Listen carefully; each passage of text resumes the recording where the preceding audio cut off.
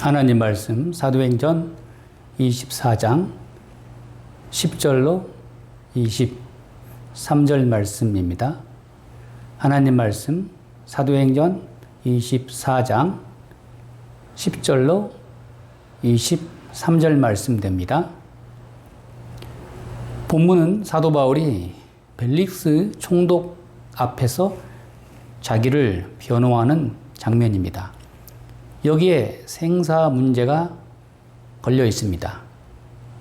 바울의 자기 변호에 따라서 사느냐 죽느냐의 위기에 처한 절체절명의 재판정 자리입니다. 바울을 재판하는 벨리스 총독은 로마를 대신해서 법적으로 바울에게 사형을 선고할 수도 있고 무죄를 선고할 수 있고 어떤 재판이든지 집행할 수 있는 권한이 있습니다. 재판을 받는 바울의 모습은 어떠한가요? 아주 담대합니다. 바울의 마음은 평안합니다. 왜 그렇습니까? 그 마음의 중심에 믿음이 있습니다. 주님의 음성을 똑똑히 들었고 기억하고 있습니다. 내가 가이사에 서야 하겠다. 즉 로마 황제 앞에서 정식 재판을 받게 될 것이다. 로마에서도 복음을 증언하여야 하리라. 부당한 재판정 자리에 서 있지만 사도 바울은 담대합니다. 왜냐하면 이런 모든 과정을 거치면서 로마로 간다는 분명한 확신이 있습니다. 여러분, 우리가 어떤 상황에 처해 있든 분명한 확신이 있다면, 우리의 마음 중심에 굳건한 믿음이 있다면 어떤 상황 속에서도 좌절하지 않고 흔들리지 않고 담대할 수 있습니다. 바울의 자기 변호는 오늘 본문에서 세 가지로 요약됩니다.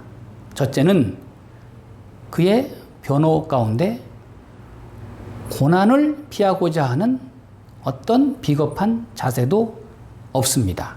당당합니다. 두 번째는 오로지 체험한 사실만을 간단하게 전하고 있습니다. 셋째는 그는 재판정에 죄인의 신분으로 서 있으면서도 자신의 본래의 신분을 망각하지 않고 있습니다. 본래의 신분은 무엇입니까? 사도입니다. 예수 그리스도의 사도된 사도 바울, 포로된 자, 사람 앞에 지금 죄인의 모습으로 포승줄에 묶여있고 착고에 묶여있고 끌려와 있지만 그는 본래 예수님께 포로되었다. 즉 예수님께 사로잡힌 포로된 사도 바울, 나는 복음을 전하는 사도이다 라는 것을 한순간도 놓치지 않고 있습니다. 예루살렘 대제사장 아나니아가 바울을 고소한 내용은 무엇입니까? 바울에게 선동죄를 뒤집어 씌우고 있습니다. 아나니아는 바울을 고소하면서 나사렛 이단의 우두머리이다. 성전을 더럽힌 자이다.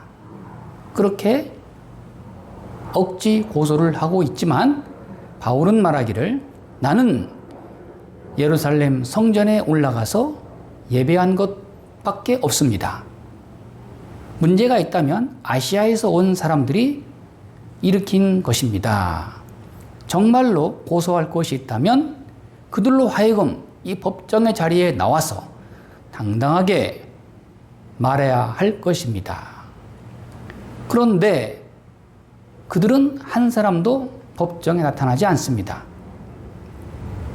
바울은 19절에서 말씀합니다. 그들이 만일 나를 반대할 사건이 있다면 마땅히 당신 앞에 와서 고발하였을 것이요.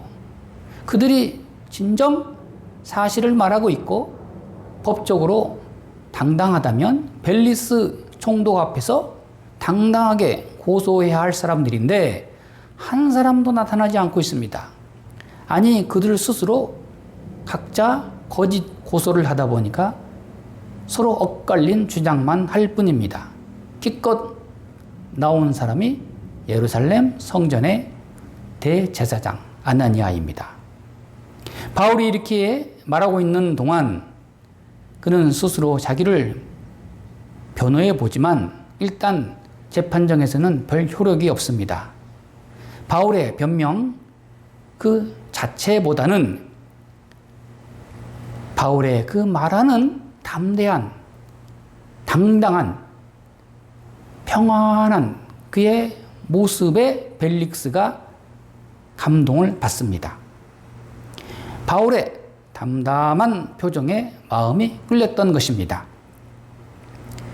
충만한 은혜가 바울의 얼굴과 그의 자세에서 드러난 것입니다.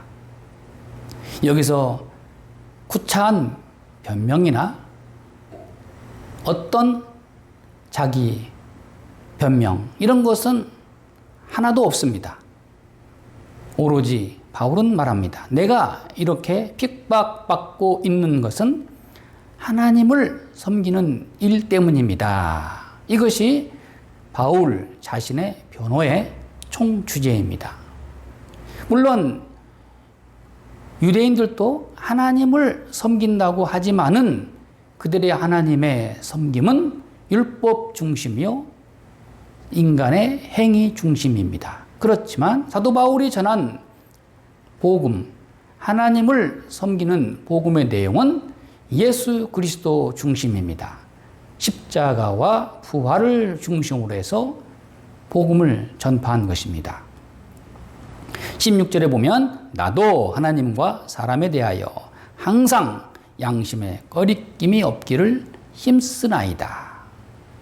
다만 하나님을 바로 섬기고자 한 것뿐입니다. 그렇습니다. 바울이 이렇게 유대인들로 하여금 정말 고소를 당하고 죽을 위기에 처한 것은 예수님처럼 하나님을 바로 섬기고자 한 것뿐입니다. 사랑하는 여러분, 이것이 하나님 앞에서의 충성입니다. 여러분, 예배라는 말은 곧 하나님을 섬긴다라는 뜻입니다.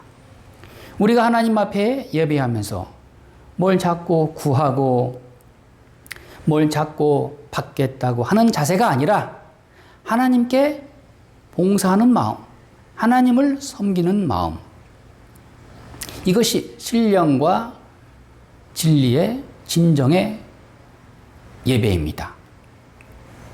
종교개혁자 마틴 루터는 말하기를 하나님으로 하나님 되게 하라. 하나님을 하나님으로 섬기라. 즉 하나님을 우상 섬기듯 하지 말라 하는 교훈입니다. 하나님을 하나님으로 섬긴다는 것은 하나님께서 가르쳐 주시고 계시해 주신 방법으로 하나님을 섬기는 것입니다. 그렇습니다. 섬긴다는 것은 내 의지와 내 방법이 아니라 주님께서 보여주신 본을 받아서 우리가 하나님을 섬겨야 할 것입니다. 오늘날 열심히 하나님을 섬기는 것 같으나 거기에 기복적인, 자기중심적인, 인본적인, 율법적인, 인간 철학적인 방법으로 하나님을 섬기는 사람들이 많습니다.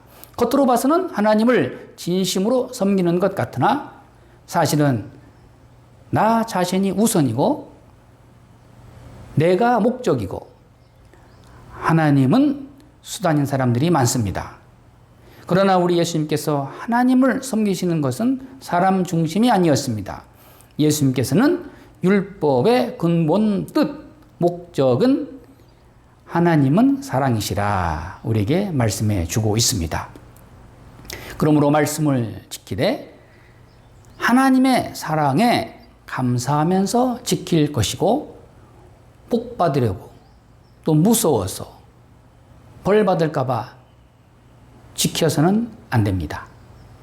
하나님의 자녀 되고자 지키는 것도 아니고, 우리는 이미 구원받았으니 오직 예수 그리스도의 공로에 의해서 우리가 하나님의 자녀로 인침받았으니 감격하고 감사함으로 하나님을 높이고 섬기는 것이 진정으로 하나님을 예배하는 것입니다. 기도하겠습니다.